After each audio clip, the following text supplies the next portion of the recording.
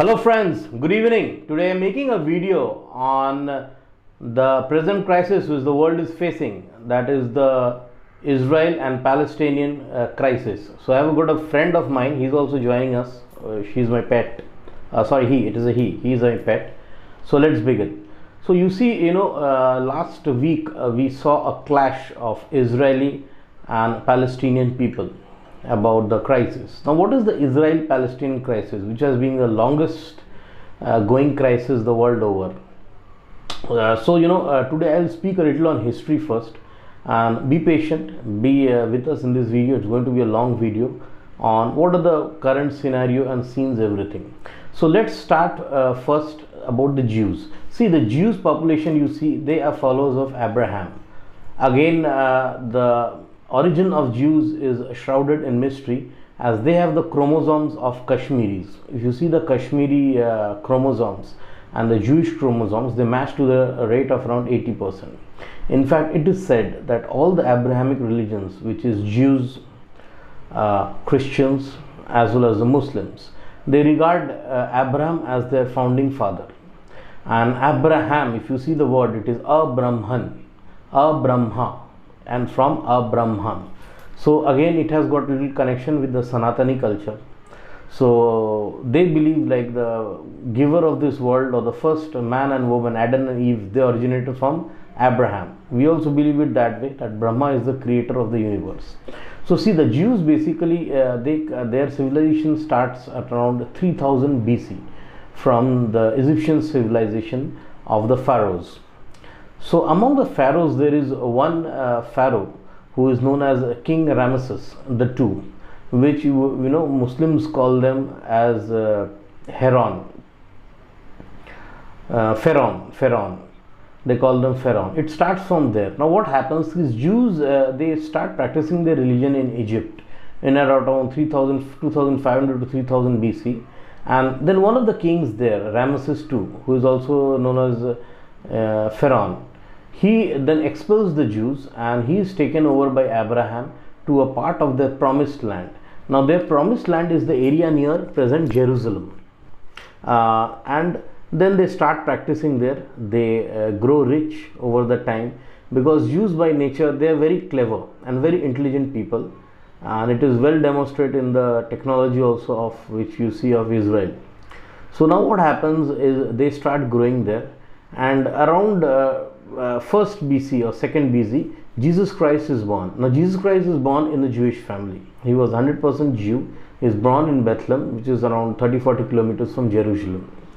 So now what happens, Jesus Christ attains crucifixion and Christianity starts. So as Christianity starts, little clashes develop between the Christians and the Jews. So Jews now move further south towards the area of Medina, which is known as Yathrib, and Jerusalem. Medina was earlier known as Yathrib, and they prospered there as merchants. Now what happens is, in 590, Prophet Muhammad is born in the city of Mecca, and he starts by the age of 40. When Prophet Muhammad reaches his age of 40, gets some revelations from Angel Gabriel, as the saying goes, and he starts a new religion which is known as Islam. Now Islam, he tries to preach it in Mecca, and in the initial 23 years he has got around 100 converts. Slowly what happens, opposition grows to Prophet Muhammad's teachings in Mecca. So he does then the Hijra or Hajira, it is known, that is going to the city of Medina. Presently it's known as Medina, earlier it was known as Yathrib. So when he goes to Yathrib, the Jews there, they welcome Prophet Muhammad, and he starts preaching in Medina. In Medina, he gains a larger number of followers, and he grows strong politically as well as militarily. And then what happens is, all the Jews from Medina, which is the Banu Quraza, the Banu Kabir, the Banu Hashim. Banu is basically, it's a name of a tribe. Like we have Sharmaji, Gopalji, Madanji. The Ji is the Banu Hashim, Banu Israel. The Israel word came from there only. They are then expelled from Medina. They are given choice, like you either convert to Islam or you get expelled out. In fact, the Banu Quraza tribe is killed later. 600 male are killed. So what happens? The Jews then run from further from there and settle down near Israel. In Israel, they have then they found in I think around 650 AD, 650 sorry in 750 BC earlier, they had founded the King Solomon Temple. So they then come down to Jerusalem. In around 850 AD, what happens is Caliph Caliph Uthman, he basically invades Jerusalem. So what, and Jerusalem is a Jewish city by that time. So when he invades Jerusalem, the Jews are all driven out, most of them. The remaining ones are given an option: you either pay a jizya, which is basically a wealth tax or a tax for being alive, and to the Muslims, and then they stay there. And their temple is broken, the Temple of Solomon, and a mosque is built on that place, which is the Al-Aqsa Mosque. Now the Al-Aqsa Mosque is the third holiest place in the Islam. So now many people, which they don't know, they see this golden dome. That is basically a golden dome. That is not the Al-Aqsa Mosque. The Al-Aqsa Mosque is basically a compound of mosque, which has the mosque of the Dome of Rock, as well as the mosque of Al-Aqsa, and several other small quarters and small mosques are there. So what happens is then the Crusaders start. Now Crusaders is basically a fight between the followers of Christianity and the followers of Islam. The Crusaders, they liberate Jerusalem. There is a lot of bloodshed. The Muslims are killed, the Jews are killed, and the Crusaders then stay there for around 150 years. Then again the city of Jerusalem is conquered by Salahuddin Ayyubi, or is known as the Great Salahuddin. Now what happens is Jerusalem now passes on to Salahuddin, and Salahuddin is one of the founders, or not, I will not say the founders, but one of the major warriors or the kings of the Ottoman Empire. So now for the next 800 years, the whole of Jerusalem goes in the Ottoman Empire. The Jews who have been there, they are forced to pay jizya, and after they have paid the jizya, they can preach their religion. So what happens now is, it's the beginning of the 18th century. Now a new movement comes among the Jews. It is known as Zionism. So one of the founding fathers of Zionism, he basically tells all the Jews, see, we have been driven out from all country. We are just like roaming as refugees all over Europe, or South America, or South Africa, some parts of Africa. So over the period, what happens is Jews, they become super rich. Like they have been trading a lot and facing hardships. Like you have the Marwadis of India. So Jews, you can think they are a subsect of, like just like the Marwadis of India. They do trading over centuries and slowly become super rich. So you see all the Mark Zuckerbergs, the Larry Ellisons, George Soros, Rupert Murdoch, the news king, they are all Jews.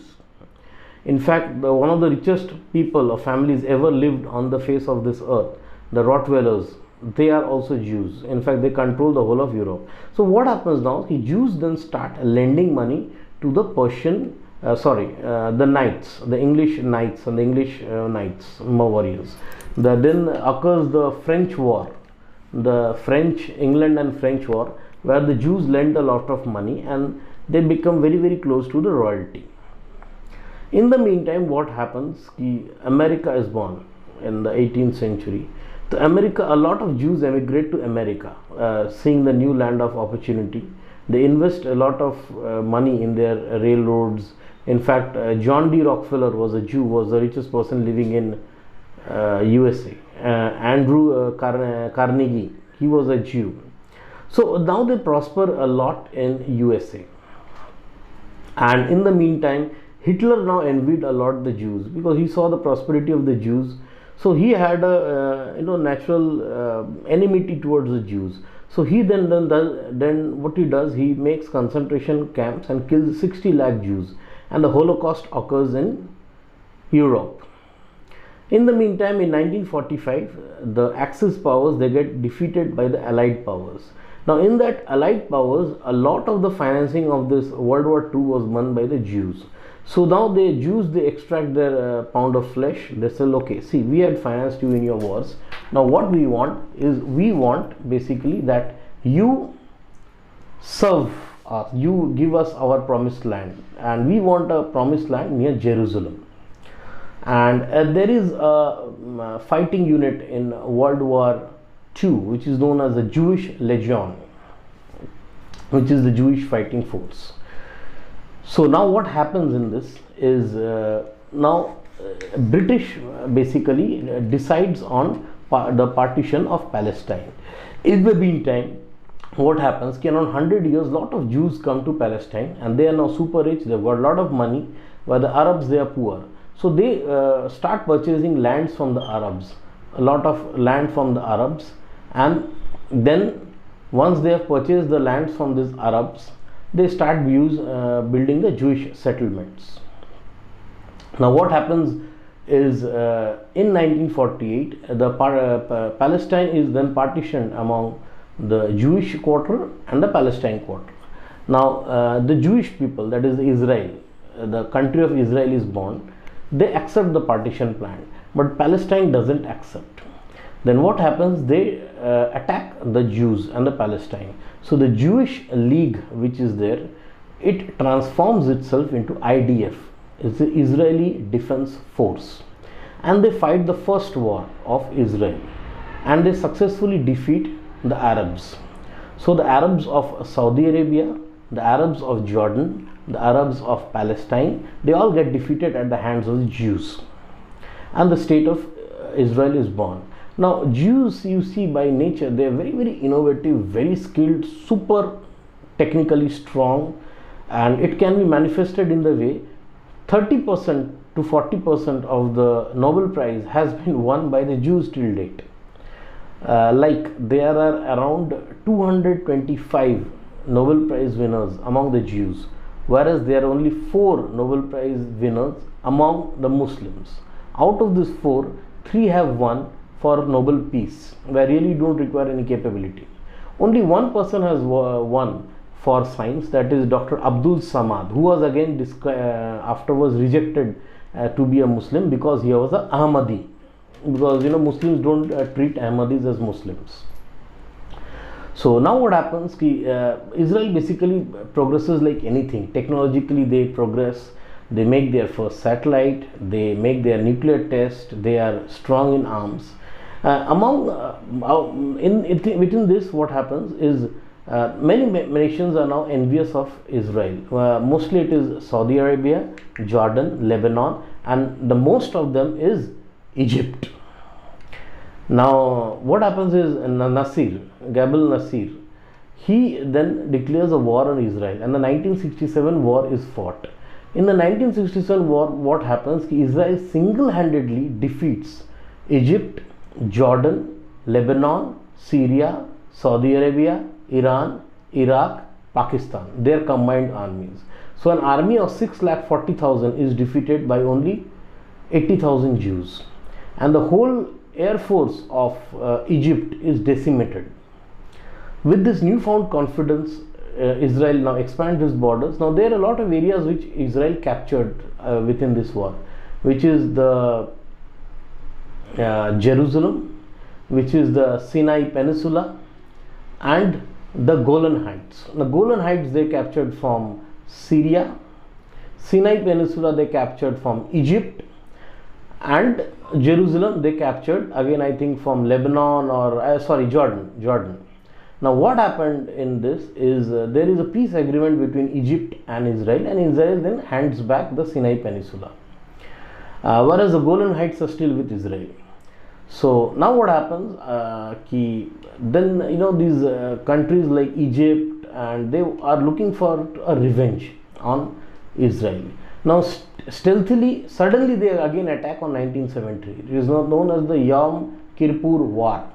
Now Yom Kippur is a festival, like in the Hindus we have Diwali or Dashera, where all the Jews are celebrating, and suddenly out of blue the Arabs attacked. Initial reverses are there from Israel, but finally Israel is able to push back the Arab invaders, and this way the things continue. So Jerusalem now goes under the occupation of the Jews. Now let's come to the present crisis. Now present crisis, what happens? There is an area known as Sheikh Zara. The Sheikh Zara is a neighborhood where the houses have been bought by the Jews 100 years ago. but presently occupied by Palestine people. So the Supreme Court of Israel passes an order that all the houses which have initially been bought and procured by the Jews have to be handed over by the Palestine people, and the Palestine people would have to be evacuated. So the Israel army then starts the process of evacuation. So there is an anger around 500 families. There is anger among the Palestine people as to why Israel is evicting them. Now this anger basically manifests itself in between the Ramazan. In the Ramazan, in the holy mosque of Al-Aqsa, when the prayers are taking place, many Muslim worshippers, they carry a lot of stones, and among these worshipping, then anti-Israel slogans are raised against the Jewish against the Jewish as well as the Israeli settlement. Initially, the police people from Israel, they don't do anything, just listen to this. Slowly, these protests become larger and larger, and finally 3 to 4 days there is stone pelting on Israeli police. It was done for 3 days straight. On the third day, what happened? Some Israeli soldiers, they get hurt by this stone pelting. Now see, Israel follows a policy of no nonsense attitude with terrorism. Like, it is not like India or something where they carry on with terrorists. They immediately hit back. So what happens is Israel now uses tear gas and bullets. Now, not those bullets which kill people, they are basically steel rubber coated bullets. They are basically steel bullets, but they have got a rubber lining on them, so that even if it hits you, you don't get hurt. You don't get killed, but you get hurt a little. So when such an incident is taken by the Israeli police, now the whole message goes to the Muslim world that Al-Aqsa mosque has been attacked by Israel. Jabki ye nahi hai. It is not like that. It is at all not like that. Israel has not attacked Al-Aqsa mosque. It has only defended its soldiers, and it has taken action on the unruly crowd. So after that, what happens? This news goes across the Muslim world. Now Hamas is a terrorist organization which is basically based in West Bank as well as Gaza Strip. But in Gaza Strip a lot strong there. From Gaza Strip, now they start shooting these missiles. And 1,150 missiles basically landed on Israel in last 2 days. Now they are basically using a sort of missile or rockets which is known as a Kayatush rocket. Kayatush. It is a small rocket which costs around 20,000 rupees, and they don't have much range, around a range of 50 to 100 kilometer maximum, and they are not electronically aligned or electronically let aside. It's simple, like it is, the rocket is put and a light, match light is burnt on that, and it goes in a straight line. Now such rockets really don't cause any harm. So what Hamas does is, instead of one rocket, they are charging 300, 400 rockets. Like, even if 300 rockets, even if 1 or 2 hit, it will cause damage. Now Israel has got a very good defense system. It was the Iron Dome defense system. What the Iron Dome defense system basically does is, as the rockets come, they calculate the longitude and latitude through the GPS. Now Israel even has its own satellite in the space, and then it immediately hits another missile, and they destroy that incoming missile right in the air itself. So the Iron Dome basically intercepts 90% of these rockets, and 10% of these rockets basically land and hit Israeli citizens. It burns some buses, it burns some cars, and kills around 7 Israeli citizens. Now because of that, Israel now has taken action. It has bombarded Gaza. The Hamas headquarters have been bombarded, and collateral damage has been avoided. No civilians have been hit. All the people who have died, they are basically militants. Little 1 or 2 children or women are dying. That is it. So what the world needs to do right now is, see, Israel is defending herself. She has the right to defend herself. What is now, the action should be taken on Hamas, and terrorist organizations like that should be banned. Their funding should be banned, and any country, if they are supporting Hamas, they should be declared as a terrorist state also. So that is there, and let's pray that peace prevails on the Israel and Hamas conflict. That is, my friends. and do subscribe to our channel, Mark Media Works. We just make videos, excellent videos like this, and it will really help you. Thank you, gentlemen. Take care.